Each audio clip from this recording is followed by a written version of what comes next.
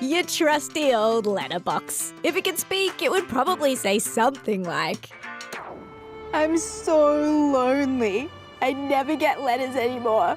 I mean, every so often I get a bill or junk mail, but nobody ever writes to me just because they want to write to me. I hate email. Leela, is that you pretending to be the letterbox again? Maybe. I just feel so bad for it. It's okay. You're all right, buddy. yep. Ever since these fancy digital ways of communicating came along, our letterboxes have been getting lonely.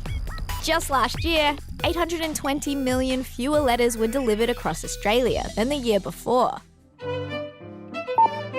But there was a time when heaps of kids your age were writing letters all the time.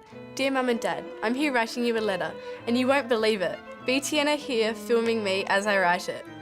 Wait a minute. That's not Vision from the old days. That's today. It's just in black and white. Get rid of that. Why are you guys writing letters?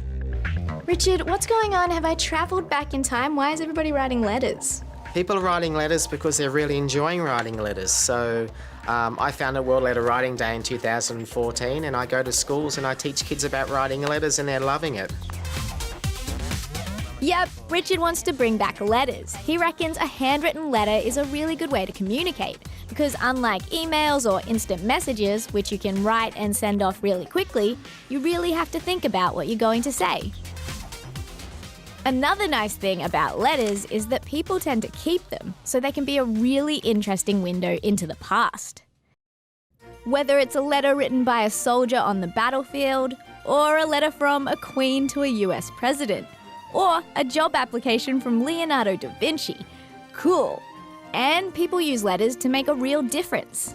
And history's shown as well that, people that write letters can change the world. I know Meghan Markle, when she was just 12, wrote a letter because she saw a TV ad and she thought it was a little bit sexist, and they then went back and changed the whole commercial. Write letters and send them to the right people, and you can really make a difference.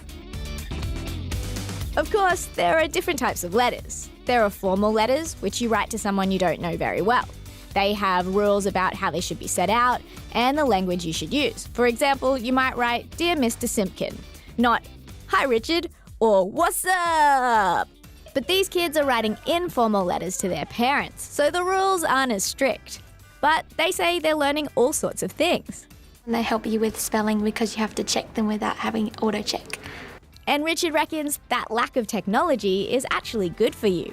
What I'm saying is take a break from social media, pick up a pen or a pencil and write a letter to somebody, and you'll feel much better. And your letter could put a smile on someone else's face too. I think it's very nice, and you have to put a lot of thought into it. So when you give the person the letter, it makes them very happy.